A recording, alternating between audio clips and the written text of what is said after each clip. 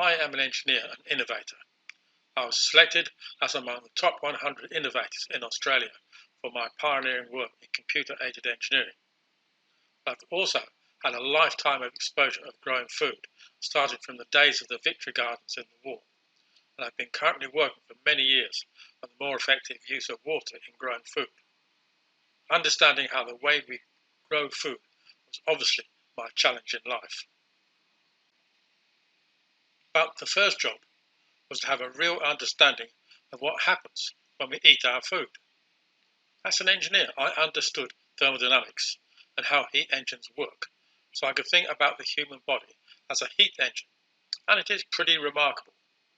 We can burn almost any food that contains carbon and hydrogen to generate energy to drive our bodies. And it's easy enough to see where this energy comes from: the sun.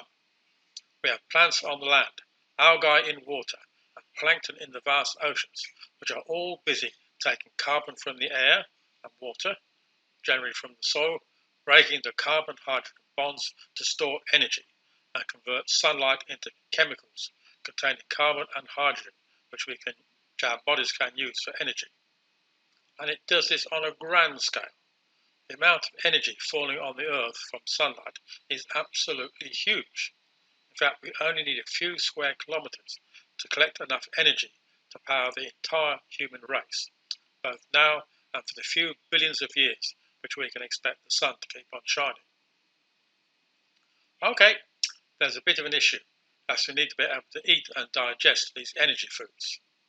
We can't digest grass or wood or many leaves, but there are animals that can: cows, goats, sheep, chickens, etc., so we can eat them if we really want to.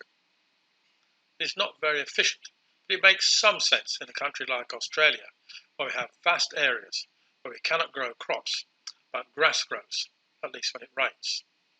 But there are many hundreds of plants we can eat and digest to get all the energy we need.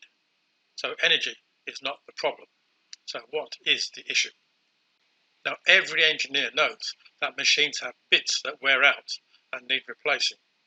But it turns out our bodies work in a much more dramatic way. We are made up of cells which only have a short life, but we are continuously replacing them with new cells, which we keep on growing throughout our lives. We can see this from our hair and nails, but it applies to almost every bit of our body. It's a totally automatic process, and we don't even have to think about it.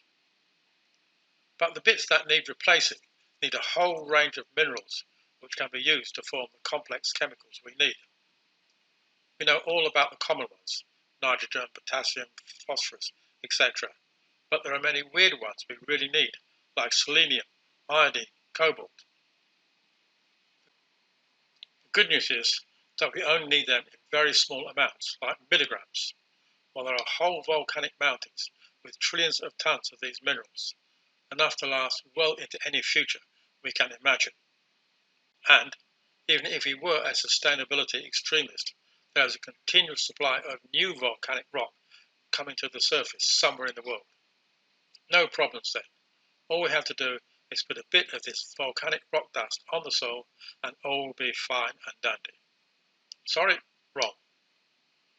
It turns out that life is not that simple, because rock is not soluble, so it can't even get into the plants, let alone us.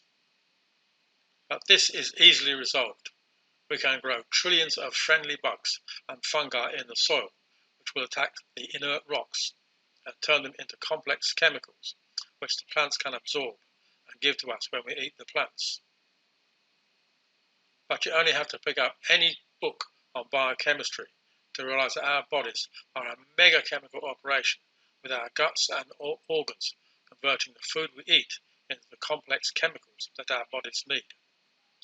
In fact, it seems at the cellular level, all our food, whatever the type, is converted to a chemical called ATP. Our bodies are busy producing a whole range of chemicals to replace virtually every bit of our bodies. It is a continuous process, with the cells being replaced as fast as the old ones die off. It happens automatically, without us even thinking about it, or even being aware of it. But what drives that process?